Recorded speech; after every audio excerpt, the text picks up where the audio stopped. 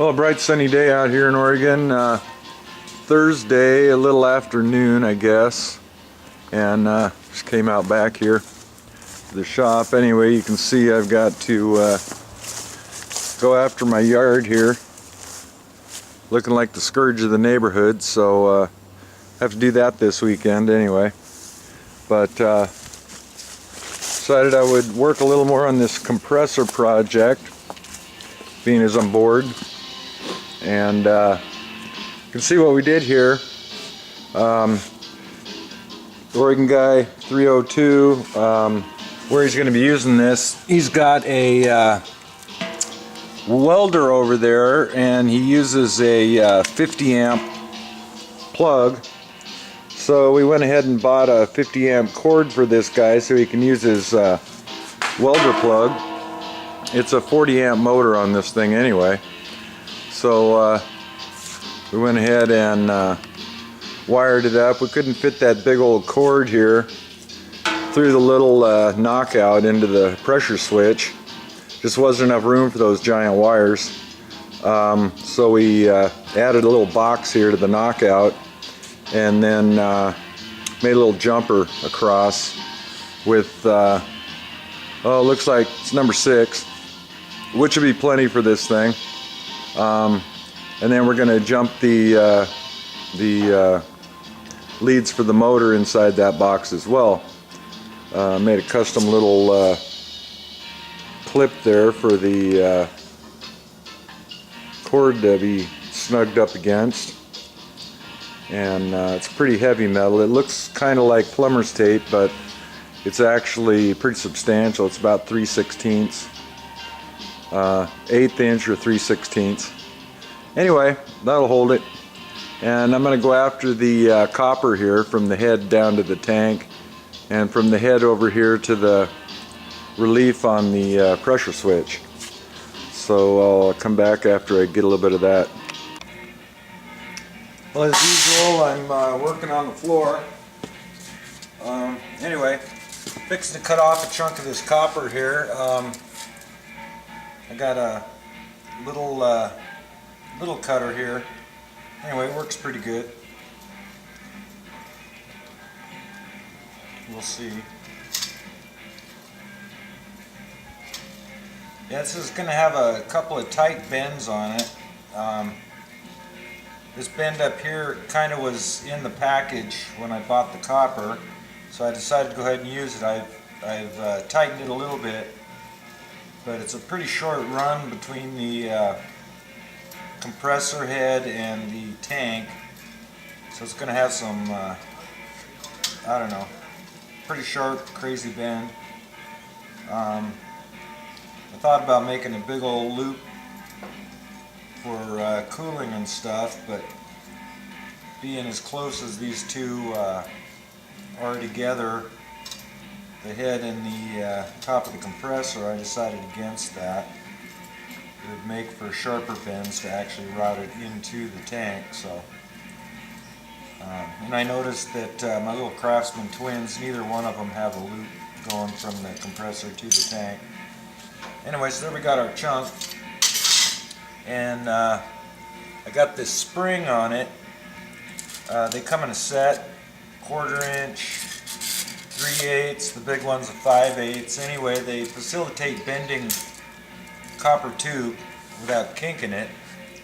So let's see if I can do something here. It's actually fairly stiff copper, but basically I have to come out of the head, come down, come back a little bit, and then kind of make an S forward, just a slight angle to get into the tank. And I've got a little more copper here than I need, so hopefully I can get it to the right shape and then cut off a little bit of excess. Gonna have to see how it all goes. Anyway, I think I need a little bit curved back the other way. Just slide the spring around where you need it on the piece of copper to keep it from flattening when you bend it.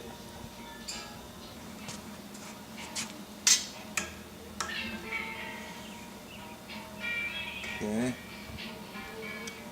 So I got to rotate this a little bit more forward to get the valve going into the tank is at an angle this direction. So I got to go a little more of a bend there.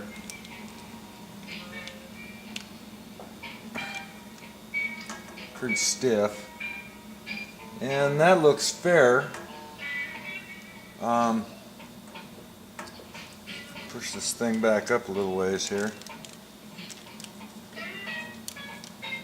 And the instructions on these springs talk about once you make your bend, what you do is you go a little bit extra and then you unbend it slightly, which I think relieves the pressure that's on the spring itself to allow it to release and come out of there. So that fits down in there nicely, and I think you guys can see that I'm just a little bit tall on where I got to go into the head there.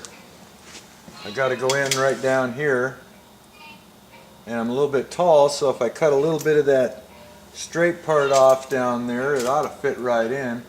Looks like I need to lose about, center to center, maybe 1.25 inches.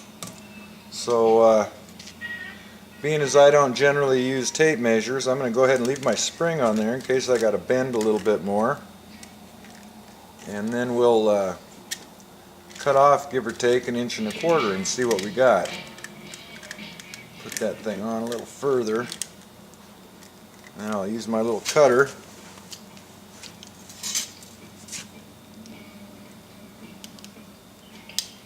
Take off what I think I need to lose. About that much probably. Then these cutters, they're not made to cut in like one pass. They're made to go around and around a bunch of times. If you try and crank down on them and cut it quick, you end up making an egg shape out of your round pipe, and then your compression fittings and stuff don't work correctly. So it's better just to take your time and go a little bit, little bit, little bit. It'll eventually cut. Yeah, you don't want to screw up the shape of that tube on the end, because then you can't get the ferrule for your compression fitting on there, and makes for a bad time. Got to cut another piece off, and then you're too short, and headed back to the getting place for more material. Of course, I guess the same could be said for not actually measuring and just going by eye, but I think we'll be alright here. Okay, we got that off of there, and we'll see how she fits. Get it down in the bottom there, and it looks like I'm pretty close. I'm about a 1/16 low, and I think if I give it a tweak, now I'm a little bit high. There we go, and pretty good, pretty good. I'm going to put a little bit of a curve here and back this way just a tiny bit, which will take up a little bit of slack. My angle here is down just slightly, so that made it a little shorter, so when I bring my angle back up, it ought to slip right in there. It's another thing, you want everything to fit in straight and not have any odd tension. You want it to be able to just fit. That way your compression fitting will work correctly. There it is. Slips in and out pretty good. Now it fits in there nice and loose and good, and we can go ahead and take our spring off of there. And got to rotate it to get it climb it back off of there.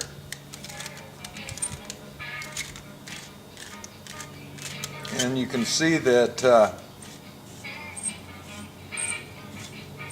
I was able to make some reasonable bends in this copper and did not flatten where the bends are. If you flatten your copper, you lose flow on it. You don't want to do that. But there it is. So you can see that it's not flat at my curves. It's still round. And that's why you use the spring around the outside. Another way to do this, if you wanted to, is you can pack them full of sand. If you can keep the ends capped, if you pack them full of sand, you can bend them as well, and they won't collapse on themselves. But it's really hard to keep all the sand in the ends of it.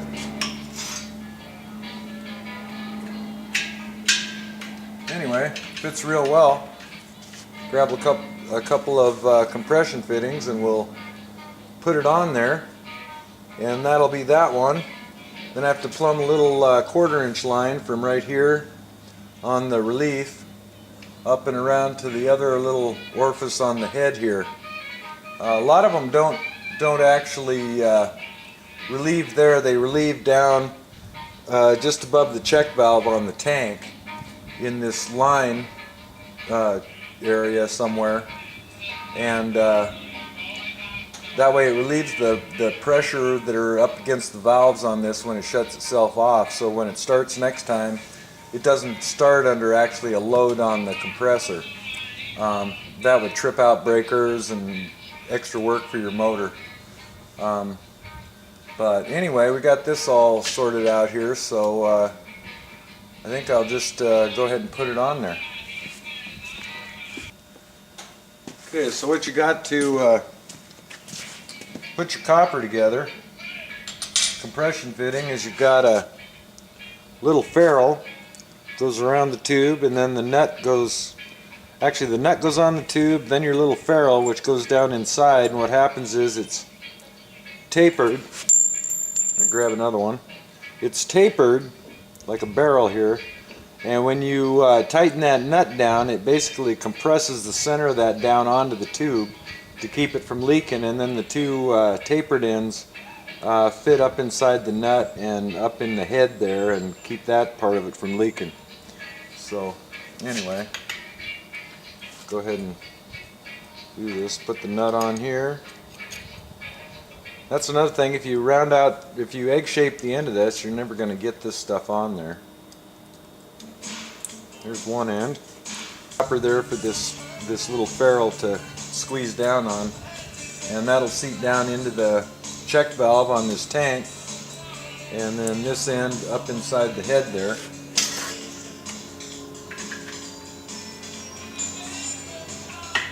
Okay, it's a deeper place in the bottom there. Go ahead and run that nut up a ways and drop this stuff back off the other end of it. See if we got that far enough. Oh yeah, now we're down in there.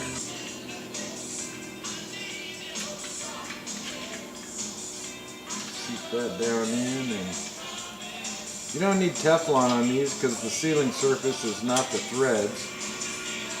So as long as you got the inside, the ferrule and all that stuff good, you're good to go. And you don't want to cross thread this stuff.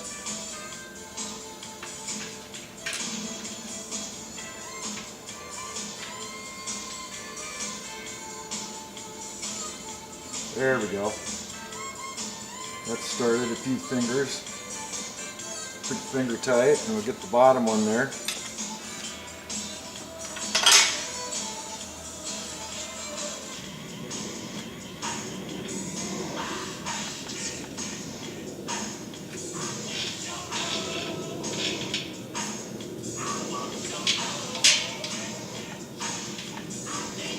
Okay, they're both finger tight. Make sure the tube is in. Okay.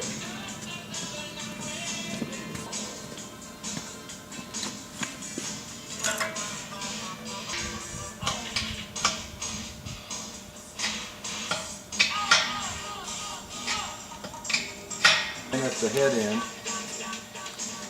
And we go ahead and tighten the bottom one up.